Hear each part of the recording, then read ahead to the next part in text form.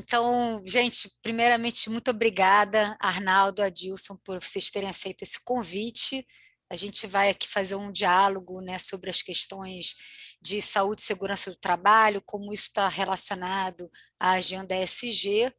E agora, então, vou apresentar aqui os convidados, quem que está aqui nessa roda, né? Então, Adilson Monteiro, bem-vindo, palestrante internacional, professor, consultor e auditor de segurança, saúde e meio ambiente, com experiência de mais de 25 anos de trabalho no Brasil, experiências internacionais, em empresas como Rodia, Ford, Alstom, Amazon, e também em outros setores, como automobilístico, logístico, telecom, metroviário. O Adilson é engenheiro mecânico, pós-graduado em engenharia de segurança, bacharel em direito e com MBA em gestão de negócios e meio ambiente. Bem-vindo, Adilson. E o Obrigado. Arnaldo Lage, da Costa Lage Neto, como está aqui ó, na apresentação, é professor e consultor em saúde e segurança do trabalho e ESG, é sócio da consultoria Interface EHS, Gestão e Conformidade, Trabalhista, Previdenciária e Tributária.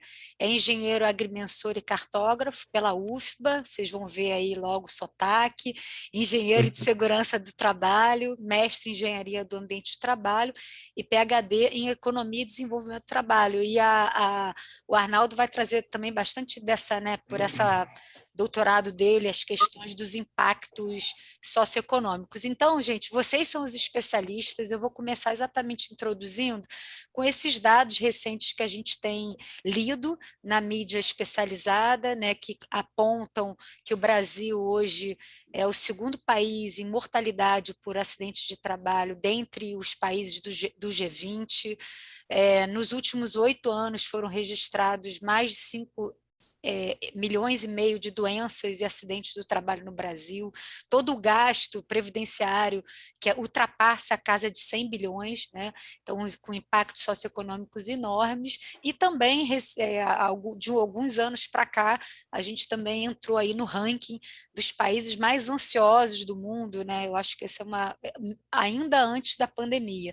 Então, essas são as perguntas, o contexto, o que está por trás, e eu já vou começar, então, fazendo a primeira pergunta aqui para o Arnaldo, dentro desse contexto todo do ESG, né, qual que é o padrão predominante em gestão da saúde e segurança do trabalho nas empresas brasileiras, e por que a gente está tão mal, né, que reflete esses dados que eu acabei de trazer?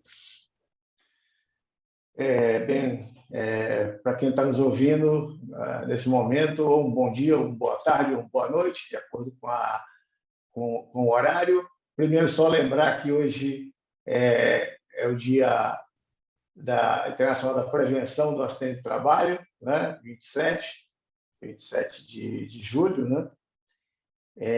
Bem, Mariana, essa é uma pergunta, ela é bastante, ela tem uma amplitude grande. Por quê? Porque a gente teria que, até de alguma forma, recorrer a um histórico bem antigo mesmo, para poder entender em que patamar nós estamos e por que por que esse padrão de segurança e saúde do trabalho hoje no Brasil ele é tão baixo. Nós passamos fases lá atrás, só para contextualizar um pouco, de onde o seguro-acidente do trabalho, por exemplo, era privatizado, depois passou a ser estatizado por conta das obras de infraestrutura que o país precisava a partir dos anos 70. Então, nós tivemos grandes obras a partir desse momento e houve, então, a transferência vamos dizer assim, dessa responsabilidade, que era uma responsabilidade privada, privativa das empresas com relação aos seus trabalhadores, e isso foi estatizado, ou seja, o Estado tomou para si essa responsabilidade de, vamos dizer assim, trabalhar com as questões de doenças e acidentes do trabalho no tocante à sua, vamos dizer assim, a sua responsabilidade. A partir disso, da sua pergunta, por que nós estamos tão mal? E o padrão, eu diria que predominantemente nas empresas brasileiras, mas também nós não podemos, vamos dizer assim, generalizar, colocar como se todas estivessem no mesmo, no mesmo padrão, no mesmo nível de maturidade. Existem empresas melhores, outras piores. Temos uma questão também que nosso país é um país continental, onde nós temos diversas realidades em cada estado. Entretanto, eu, como profissional da área, vejo um padrão de gestão de segurança e saúde e segurança baseado em 3 pilares, que seriam basicamente a ocultação, a culpabilização e o enfrentamento. 3 pilares: ocultação, culpabilização e enfrentamento. O que quer dizer cada isso rapidamente?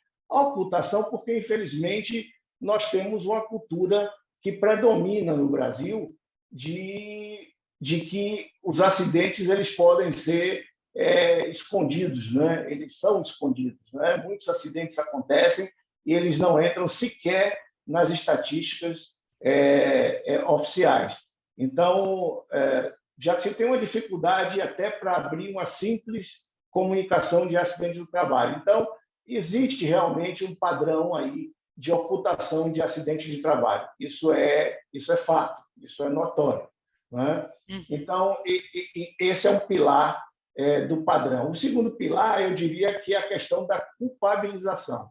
A culpabilização ela está voltada, ligada intrinsecamente às questões de que as empresas, quando o acidente do trabalho acontece, e aí estamos aí falando do acidente de uma forma geral, se busca culpados, não se busca entender como o sistema trabalhou ou não trabalhou para aquele acidente acontecesse. Então, há uma cultura, vamos dizer assim, organizacional de culpar sempre o trabalhador pelo acidente. Ou seja, se o cara caiu de um andaime, é porque ele não atracou um cinto. Se ele se feriu com um equipamento, é porque ele não tomou os devidos cuidados. Ou seja, sempre apontando o dedo para o trabalhador e nunca voltando os olhos para dentro da organização para tentar entender o que é que o sistema contribuiu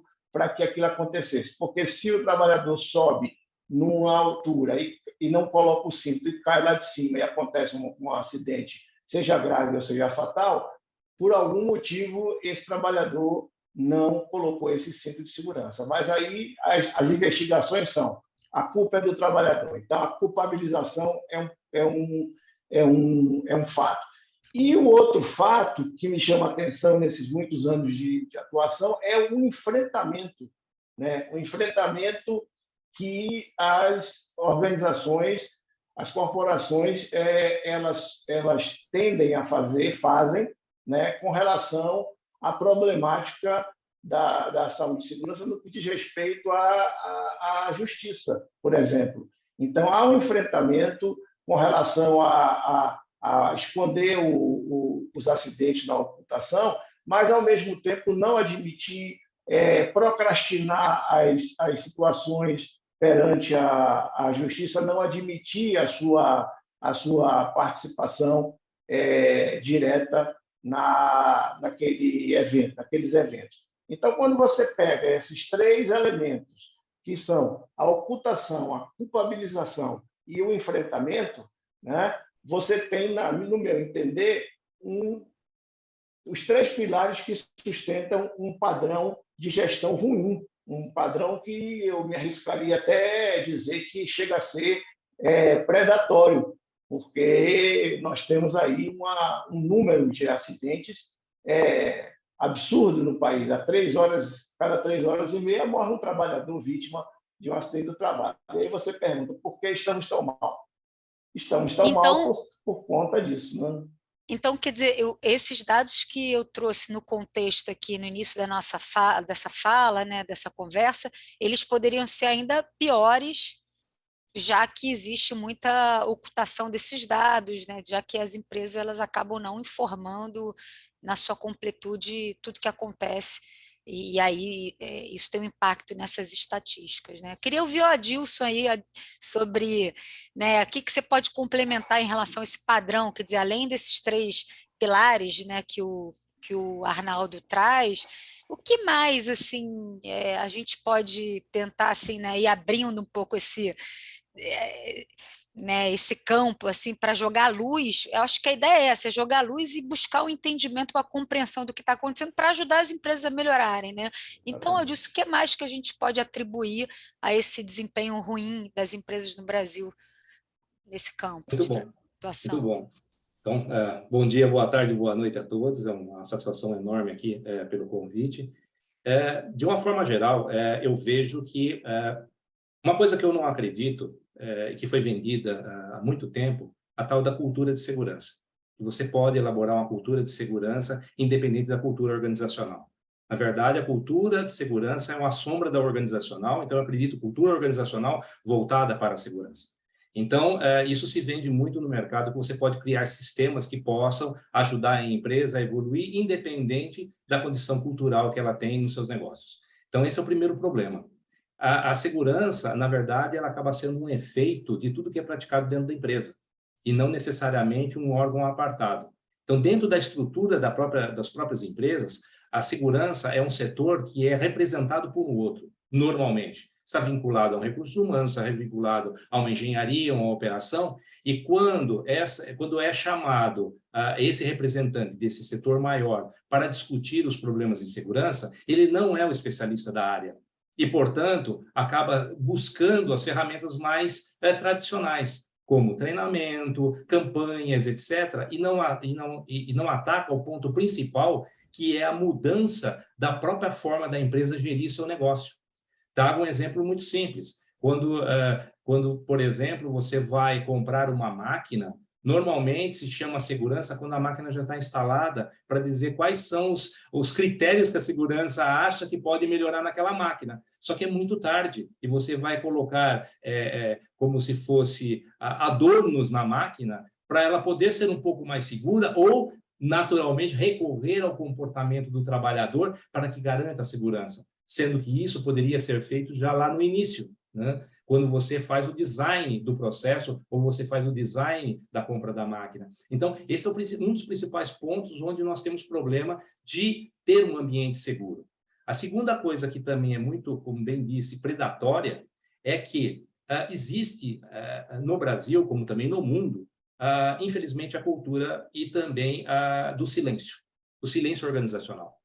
Quando você coloca metas dentro da empresa e não há um espaço para poder negociar essas metas ou até a tolerância de não atingi-las, fica muito fácil você esconder as coisas, porque ou você tem uma perda de prestígio ou você tem uma perda até capital, porque você não tem o famoso bônus no final do mês, etc. Então, você opta por fazer o silêncio e até esconder os dados, como o colega Arnaldo disse, porque é uma necessidade organizacional poder cumprir metas, porque aí tem uma outra questão chamada segurança psicológica dentro dos ambientes organizacionais que não existe. Então, ninguém quer trazer notícias ruins para o topo. Então, quando você tem, primeiro, o topo não tendo representatividade da segurança, então não recebe as informações na profundidade que precisa ter. Acha que tudo está lindo e maravilhoso. Aparece alguém dizendo que tem um acidente mais sério ou até fatal. Ele não entende. Ele vai dizer que a camada da supervisão intermediária, principalmente aquela da linha de frente, ela não foi capaz de poder gerenciar. E, segundo, ele também não quer receber porque vai atingir os seus proventos, o seu bônus como forma corporativa, aquela notícia ruim. Então, todo mundo cria esse silêncio organizacional. Ou seja, eu sei que não existem dados, os dados existem, mas eu não estou capturando, mas, ao mesmo tempo, isso é benéfico para mim, porque eu vou mostrar para a organização que isso tudo está indo muito bem, como se fosse um país, Alice no País das Maravilhas. Uhum. Então, essa forma, ela é cultural em todas as empresas. Uhum. Para quebrar isso, você precisa ter, acima de tudo, um pensamento, e aí entra dentro do ESG, de uma necessidade externa para melhorar internamente. E aí sim, há um movimento natural dentro da empresa de dizer, gente, a gente precisa começar a falar a verdade, a gente precisa mostrar nossas mazelas, a gente precisa se unir em grupo e não mais a segurança do trabalho provendo as condições de saúde e segurança do trabalhador, mas sim a organização como um todo, olhando desde o planejamento até a linha de frente, o que eu posso ajudar dentro de cada um dos departamentos, não somente a segurança, a poder ter um ambiente mais seguro e mais saudável. Nossa, perfeito. Acho que vocês dois, nossa, né, se complementaram muito bem. Você trouxe muitos elementos super importantes e a sua fala, assim, Adilson, agora me trouxe um insight, né, que eu já tive muitas vezes dentro de empresas e realmente eu sempre observei essa disciplina, vamos dizer assim, da saúde e segurança do trabalho, como você falou, bastante apartada, né, muito especialista, muito técnica, pouco se relacionando com as questões do negócio, do business, da estratégia, inclusive pouco se relacionando com o RH. Isso me chama atenção. Muitas vezes o SST está pendurado no RH e pouco se relaciona com essa questão que você traz da cultura organizacional, não da cultura de segurança, né? E aí eu já vou puxar o gancho para o ESG. Então, essa questão que hoje no ESG, né, a gente fala muito da integração de fatores, né, de parâmetros sociais, ambientais de governança na gestão. Alguns frameworks falam muito desse pensamento integrado, e eu acho que a gente está exatamente nesse momento em termos de maturidade organizacional, né, no mundo todo, no Brasil também, exatamente nesse momento de ser muito necessário quebrar esses, como que você trouxe a palavra, eu falei de silos, de feudos, você trouxe de trincheiras, né? Quebrar essas trincheiras. A gente está vendo que as questões são muito mais complexas, a gente precisa quebrar as trincheiras e trabalhar, como você falou, né, conjuntamente. Então, acho que o SG traz em vários frames, né, essa questão da integração, do pensamento sistêmico, etc. E aí eu vou puxar, então, né, qual que esse nível de maturidade, né, esse padrão que o Arnaldo trouxe, que você trouxe, o que esse padrão tem a ver, qual que é a relação, né, que esse padrão tem com os aspectos ESG em particular, né, o eixo social, né, como que essas coisas se relacionam, como que um impacta o outro. Arnaldo, eu sei que você está querendo responder essa pergunta. Não, o Adilson vai ter oportunidade aí também de aportar sempre. Essa questão desses padrões de saúde e segurança do trabalho dentro do ESG, ela é, vamos dizer assim, fundamental. Eles estão ligados de forma umbilical, porque o que é que foi dito aí, muito bem dito? A saúde e segurança do trabalho faz parte do business, ela está dentro do core business, não adianta, não existe esse apartar, esse apartamento, assim, Agora, é necessário que haja essa integração, não só por parte dos profissionais de saúde e segurança do trabalho, como por parte das lideranças. Agora, vamos ver esses aspectos aí, essas questões de como esse padrão de saúde e segurança interfere no negócio.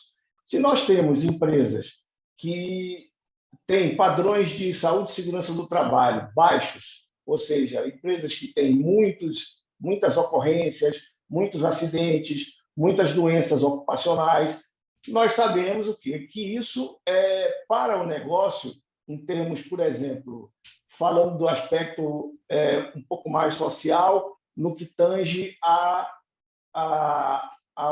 parte de acidentes do trabalho em si. Você tem, de saúde e segurança do trabalho em si, você tem ali uma questão que as empresas com muitos acidentes começam a onerar o seu fator acidentário de prevenção, que é um fator moderador que ele é aplicado para o seguro acidente do trabalho, não é? Então, esse fator acidentário de prevenção ele varia de 0,5 a 2, e de acordo com o grau de risco da empresa, 1, 2 ou 3, isso vai impactar no que ela vai, vamos dizer assim, pagar em termos de alíquota de segurança do trabalho sobre a sua folha. Então, nós já vemos aí uma questão financeira grave, porque se você, por exemplo, vamos dar um exemplo aqui de uma empresa, uma indústria, que tem um grau de risco previdenciário 3, e ela tem um FAP, por exemplo, de 1,5%, ela já vai pagar 4,5% da sua folha em termos de segurança do trabalho. Agora, se ela estivesse bem em termos de saúde e segurança do trabalho, com baixas ocorrências ou quase nenhuma ocorrência, ela poderia pagar 0,5%, ou seja, o 3 iria virar 1,5%. Então, existe um critério malus-bônus aí que as empresas podem se aproveitar e ela para melhorar e não melhora. Então, esse padrão ele afeta diretamente a parte financeira da empresa, e muitas delas não têm sequer conhecimento do que estão perdendo. Elas afetam também os outros dois pilares do ESG, porque existem questões aí de governança que são muito importantes, que sejam, porque isso afeta a imagem da empresa. O investidor que vai, vamos dizer assim, comprar uma ação, quer investir numa determinada empresa, se percebe que é uma empresa que ela está não conforme, acidenta demais, tem muitas doenças do trabalho, tudo isso faz com que o investidor ele fique receoso em investir nesse tipo de empresa. E agora, nós temos um detalhe importante para dar uma fechada, que toda essa discussão, por exemplo, que já existe no campo da parte de meio ambiente, do clima, etc., isso já começa a render uma série de processos, já começa a render uma série de problemas de contenciosos, onde já a saúde e segurança vai estar dentro desse processo, porque não se vai aceitar mais, como eu disse lá no início da minha fala, que a cada 3 horas e meia morre um trabalhador no Brasil por acidente do trabalho. Então, essa questão do S, do padrão afetar no S, do ESG, é uma relação diretamente proporcional e que precisa ser tratada com muita atenção, porque isso vai, em breve, trazer muitos problemas para as organizações. E aí vou até pedir para o Adilson complementar, né? O que me chama a atenção é exatamente assim, quando a gente olha, por exemplo, no Brasil, quem são as empresas mais avançadas em ESG, sustentabilidade, eu acho que uma boa resposta são aquelas que estão lá no ISE, por exemplo, né? No Índice de Sustentabilidade Empresarial da B3. Tudo bem que é um universo pequeno de empresas, né? A gente tem 400 empresas de capital aberto no Brasil, mas mesmo assim, aquilo ali seria o creme de la creme das empresas de capital aberto, estão ali, né? E aí a gente vê que essas empresas, elas vão lá, tudo check ali, né? Em geral, elas reportam que estão muito bem, né, porque também eu acho que acaba se restringindo tudo a métricas, e como o Arnaldo falou no início, a gente já entendeu aqui que essas métricas, ou seja, os indicadores que elas reportam, estão longe de retratar a realidade, né? Então, assim, que outra visão, né, crítica assim, você pode trazer do ESG em relação à saúde e segurança, do que a gente está vendo aí? Olha, aí até buscando um pouquinho entender qual é a dinâmica da própria gestão da segurança nas empresas.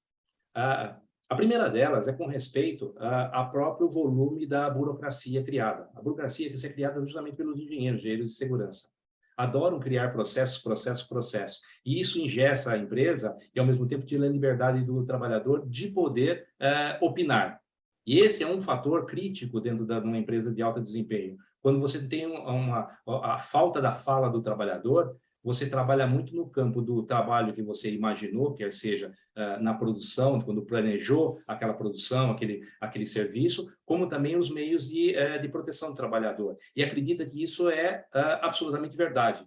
Só que na prática, e eu já fiz essas pesquisas micro, o trabalhador nem olha para o procedimento, porque ele tem que fazer é dar vazão àquilo que ele pede. Então, aí cria uma segunda parte da empresa, que é a parte real de trabalho. E aí você olha para o procedimento e olha, pois é um pouco o que o colega Arnaldo colocou no início, é mais fácil culpar, porque você não seguiu o procedimento. Mas só que se ele seguir o procedimento, ele não consegue executar o trabalho, ou não executa no tempo que a empresa precisa. Uhum. E a segunda coisa é com respeito à própria empresa. Quando ela, dentro desse aspecto de governança, especificamente do capital social, a empresa ela entende que o trabalhador também ele é regrado, ou seja, ele tem que seguir regras. E só que cria um paradoxo absurdo, porque as empresas só vão ter futuro. E hoje, as empresas de ponta não pensam em lucro. O lucro, antigamente era isso. É lá do Fayol. Não, toda empresa tem que sobrevive pelo lucro. Não necessariamente num mundo complexo e totalmente bunny que nós temos hoje. Hoje as empresas são mais interessadas em saber se daqui a 10 anos elas vão estar vivas. Então, essa é a importância do ESG. De que você trabalhando com todos os parâmetros para poder mostrar para a sociedade que é a sociedade, principalmente lá de fora, tanto a europeia quanto a americana, o trabalhador ele vive da ação para poder ter aposentadoria. Então, ele não interessa para uma empresa que tem alto lucro imediato e daqui a 2, 3 anos morre. Uhum. Ela quer uma empresa que daqui a 10, 20 anos, quando ele for se aposentar, ele tenha as ações valorizadas nessa empresa viva. Sim. Com produtividade. Então, isso é uma outra pressão que vem para as empresas aqui no Brasil, que cada vez a gente está mais globalizado. Ou seja, qual é a minha visão de futuro? E para tudo isso, juntando com o aspecto de saúde e segurança, é o capital social. Porque a partir do momento do capital social, eu vou ter inovação. A partir da inovação, eu vou poder ter diferenciação no mercado, com os meus produtos e serviços. E, ao mesmo tempo, eu vou reter meus talentos. Sim. Então, olha só que a segurança ela abre um leque que não é só a proteção do trabalhador com respeito à segurança e à saúde dele, mas também a qualidade de vida para ele produzir bem e inovar. Então, a gente sai desses indicadores puramente reativos, taxas de frequências de acidentes, porque a gente está dirigindo o carro olhando o retrovisor. Exatamente. E não olhando para a brisa para ver qual buraco que vem na frente. Sim. Então, esse é o maior problema hoje dos questionários, etc., que buscam, como você bem colocou, a métrica. A métrica é uma visão do passado, mas qual é a métrica da visão do futuro? Para onde eu vou? Sim. E só é legal. a partir desse projeto de falar, olha, como é que eu vou sobreviver daqui a 10 anos, é que a segurança se encaixa como um aspecto estratégico e não como um aspecto reativo. Perfeito. Eu acho que você trouxe vários pontos interessantes, mas um ponto que chama a atenção, eu acho que assim, aponta para uma necessidade de rever um pouco, né, se o objetivo das empresas é, no final, né, lá conseguir demonstrar para a sociedade, que eu estava falando, Adilson, essa questão, né, acho que de tudo que você trouxe, que eu achei que foi bem rico, me parece, né, que nesse caminho agora de integração, de aprimoramento dos parâmetros ESG, o mercado está em ebulição nesse sentido, né? Os frameworks se fundindo, as organizações buscando convergência, parece que tem um recado dado, assim, né? Esses dados ali do contexto, tem um recado que assim, a gente precisa olhar melhor esses indicadores, né? Não pode ser só métricas que olham para o passado. E uma coisa muito importante, agora em junho, a questão da saúde e segurança foi elevado como direito fundamental pela OIT. Então, esse capítulo ele não pode ser mais um apêndice dos questionários. Ele trabalha agora como item mandatório igualzinho a trabalho escravo, condições de diversidade e inclusão, trabalho de crianças. Quer dizer, ele está no mesmo nível. Então, não é opcional responder, agora é obrigatório. Eu quero ver agora qual vai ser o próximo movimento, tanto das empresas que exigem os questionários ESG das suas contratadas, como também dos bancos. como eles vão incorporar essa necessidade que agora foi imposta pela OIT, e também a própria Bolsa vai ter que repensar como vai buscar isso para a empresa. Então, olha, mais uma vez, o mercado global forçando uma mudança interna nas empresas. Uhum. Legal. Pode falar, Arnaldo. Complementando um pouco aí que o Atilson traz, o Brasil ele é signatário das normas da OIT. E as normas da OIT, elas têm força de lei na Constituição. Sim, sim. Não é? Então, é algo que chama atenção, por quê? Porque, veja, nós estávamos falando em padrão de gestão de SST, onde nós estamos hoje, que é, infelizmente, um padrão muito baixo. E está lá, na própria Constituição Federal, que nós somos signatários a cumprir, a seguir e a cumprir os parâmetros da OIT. E eu queria chamar a atenção também, Mariana, para um detalhe que você pontuou a respeito das empresas na B3, né? As empresas que chegam até a B3. É preciso a gente observar com carinho também a forma como isso está se dando, porque quando a gente analisa o questionário do ISE, por exemplo, que leva vamos dizer assim, a qualificar uma empresa para B3, existem pontos ali que, perante a legislação brasileira, são pontos obrigatórios e, mesmo assim, eles ficam dentro do questionário como algo opcional. E isso é algo que não é coerente. Então, como é que você tem uma legislação que é impositiva, imperativa, cobrando determinadas situações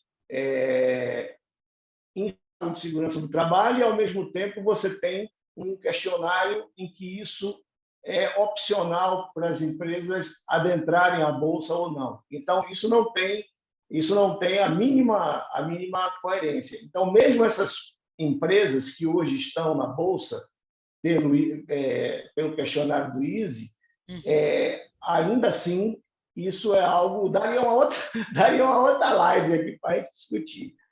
E outro pontozinho rápido que o Adilson comentou, que eu queria também dar uma pincelada, é que essa questão que ele tocou da segurança psicológica é muito importante dentro das organizações, e eu concordo também com a parte onde ele disse que, muitas vezes, os profissionais de saúde e segurança criam muitas normas, criam muitas, vamos dizer assim, muitos protocolos, o trabalhador não é ouvido, mas aí a gente volta para a questão da cultura organizacional, porque é exatamente essa segurança do ponto de vista da cultura organizacional que o trabalhador, às vezes, na ponta, ele não tem essa vamos dizer assim, essa coragem de poder se colocar diante de determinadas situações.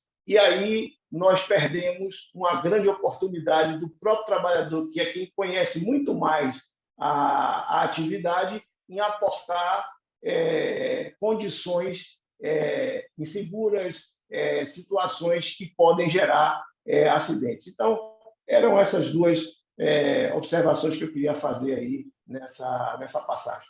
Perfeito, Arnaldo, muito obrigada. Então, para a gente, assim, fazendo os encaminhamentos finais, eu queria ter uma última pergunta, né, que eu acho que é muito legal, quer dizer, a gente está aqui apontando esses problemas, né, jogando luz sobre o que realmente está acontecendo dentro das empresas, mas é muito bom também quando a gente consegue trazer uma visão, assim, das boas práticas, né, dentro desse, vamos dizer assim, desse espectro, né, de empresas que estão super enfim, né, dentro do tripé ali que o Arnaldo trouxe, mas tem outros que estão bem avançadas, né? O que que existe de práticas inovadoras, né, em relação à saúde e segurança do trabalho que conduz a companhia como um todo a melhores resultados, né? Tem empresas benchmark no Brasil? A gente tem essas empresas dentro do Brasil? Quem são essas referências, né? Talvez não precise citar, enfim, não sei, citar alguns nomes, algumas empresas, que eu acho que é legal, que fica assim como uma pesquisa futura aí para quem está nos ouvindo, né?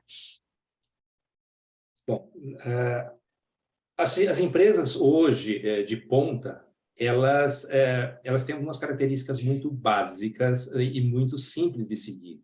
A primeira delas é com respeito ao total achatamento da pirâmide hierárquica, ou seja, é até a inversão dela. Ou seja, quem faz acontecer o negócio são os trabalhadores e trabalhadoras da linha de frente. Então, a mentalidade dos líderes é como eu posso apoiar essas pessoas na frente para poder fazer o melhor que eles possam entregar, porque são eles que fazem o negócio acontecer. Esse é o primeiro quebra de paradigma. O segundo é que a implantação rápida da segurança psicológica em todos os níveis, que não só atende a saúde e segurança, mas também atende todos os outros departamentos. Ou seja, a empresa pode falar sem medo de trazer notícias ruins, sem medo de discordar respeitosamente sobre determinado ponto, e aí você consegue criar um pensamento colaborativo e criativo em grupo, e não mais individual. Você não precisa de gênios na empresa ou pessoas iluminadas para dar direção na empresa. Na verdade, você determina a causa. As empresas de ponta hoje têm mais causa do que produto, porque o produto se ajusta à causa. E quando você coloca uma causa onde todos acreditam e querem contribuir com isso, aí os caminhos se abrem. E aí eu preciso também não preciso de uma empresa tão burocrática. Dou o exemplo da minha, por exemplo, a Amazon. Hoje a Amazon, o meu trabalho é simplesmente um laptop debaixo do braço e um jaleco para andar junto com o pessoal. E eles vão me dando as necessidades que eles precisam. Eu vou trabalhar, eu, por exemplo, estou hoje numa posição de safety designer. Eu trabalho como eu posso entregar uma operação perfeita e mais segura possível para os meus, que nós chamamos internamente, associados e associadas. Interessante, safety designer, gostei. Então, existe uma matéria, isso é novo na segurança, que é o Design for Safety, o DFS. E isso ultrapassa a questão de simplesmente gestão. Eu tenho que preparar, porque vários estudiosos no mundo mostram que você pode reduzir em até 30 vezes o custo operacional quando você consegue colocar os fatores humanos já no início da influência do projeto. Ele custa muito barato para você manter. Aí você trabalha dentro do conceito de ESG da vida útil do processo, incluindo as condições de saúde e segurança. Ou seja, se eu tenho uma curva de custo menor no projeto, eu consigo pagar ele mais rápido e, portanto, eu posso investir cada vez mais no design for safety. Ou seja, eu consigo colocar a segurança dentro de um ponto estratégico na empresa e não necessariamente aquilo que é totalmente reativo daquilo, olhando taxa. Nós não olhamos taxa, nós temos taxas, lógico, de tudo, mas não temos meta nenhuma, porque, na verdade, é nossa obrigação poder ouvir o trabalhador e, ao mesmo tempo, poder antecipar daquilo que a gente já conhece, dos riscos e tentar eliminá-los. Outras empresas que são ponta, logicamente, são as indústrias químicas e petroquímicas, até por questão de sobrevivência, pelo próprio histórico dela, que eu não vou repetir aqui. Mas todo mundo conhece o quanto é importante para a empresa se mostrar para a sociedade que ela é segura para poder ter uma comunidade próxima. Eu trabalhei em empresas de química e petroquímica, e a primeira coisa que a gente tinha era um canal totalmente aberto para a comunidade, porque era a imagem da empresa que era mais importante que até o seu produto. Então, de uma forma geral, essa questão de mover a segurança de um aspecto puramente técnico, de trincheira, para criar pontes de conexão entre diversas áreas. E o pessoal de saúde e segurança, ele é como se fosse um embaixador, nós temos que falar várias línguas. E essa é uma crítica que eu faço à nossa classe, porque não é só técnica. Nós temos que saber falar qual é o negócio, qual é a linguagem do negócio para o CEO, para o cara do CFO, ou seja, o cara lá de finanças, do cara de marketing, etc., porque ele vai falar, esse cara fala a minha língua. Então, eu posso conseguir dialogar com ele com as necessidades do negócio. Ou seja, segurança é negócio e negócio é segurança. Quando a gente coloca essa ponte, fica mais fácil transitar. E aí a gente sai da questão do comando e controle, a gente sai da questão da polícia a ficar olhando o comportamento. Por exemplo, as equipes, elas são autogeridas, não tem ninguém de segurança lá. Porque ali as próprias pessoas elas ensinam os mais novos de como trabalhar seguro em alta produtividade. Então, é lógico que daria outra live só falar a respeito disso, dessa gestão micro, mas, de uma forma geral, você acaba trazendo um novo humanismo para dentro dos negócios e para as próprias empresas.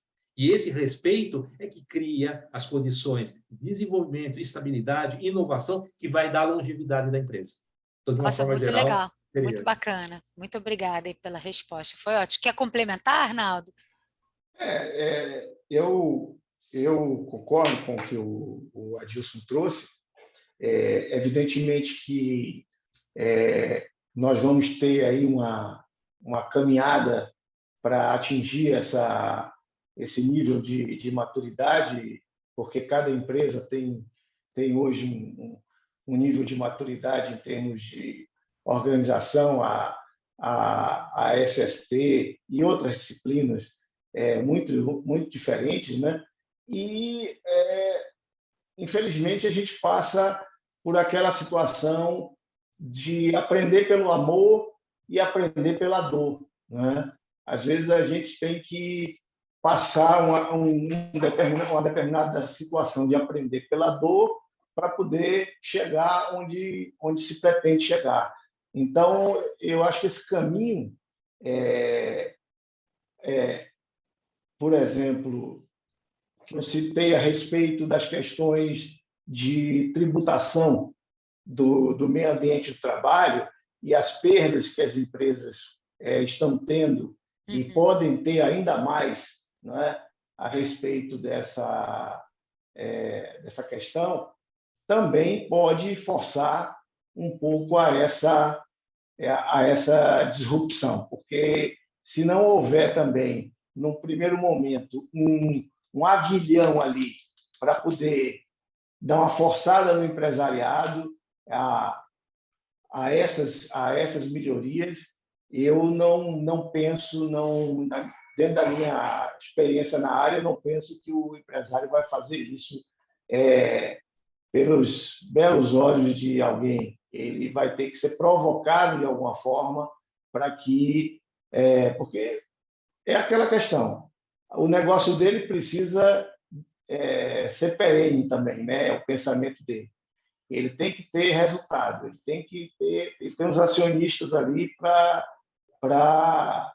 dar conta. Então, ele vai ter que vamos dizer assim, modelar a essa nova situação. Eu faço uma analogia, pode parecer simplória, mas é assim como no início, quando a gente foi obrigado a usar o cinto de segurança no carro, né? Ninguém usava cinto. Aí houve um programa educativo, alguns passaram a usar o cinto. Mas no momento que isso começou a ser taxado, vieram as multas, hoje a coisa mais difícil é você ver alguém sem cinto de segurança. Mas isso acabou, de alguma outra forma, virando um valor, né? Ou seja, se começou de uma forma mais pela dor, mas hoje a gente consegue ver que, de alguma forma, isso trouxe resultado, né? Então, é o que a gente espera. Sim. Encontrar mais empresas aí que possam adotar esses padrões, até pela própria sobrevivência no mercado, né? Gente, olha, muito obrigada, foi uma verdadeira aula, aprendi muito com vocês dois, né? Gosto muito de imaginar, né? Eu gosto muito de pensar que as empresas elas vão se mover não só pelas questões, né, que o Arnaldo trouxe, dos custos operacionais, previdenciários, trabalhistas, pela regulação, mas eu fico muito feliz com essa imagem de que as empresas elas também vão se mover para serem em lugares mais humanizados, né, para elas realmente estarem inseridas dentro dessa nova fase do capitalismo aí de stakeholders, né, que são lugares mais humanizados, que engaja realmente as pessoas que fazem as coisas acontecer dentro das empresas, né? Então é isso, muito obrigada, boa tarde para vocês e até a próxima. Obrigado. Até um abraço. Tchau, tchau.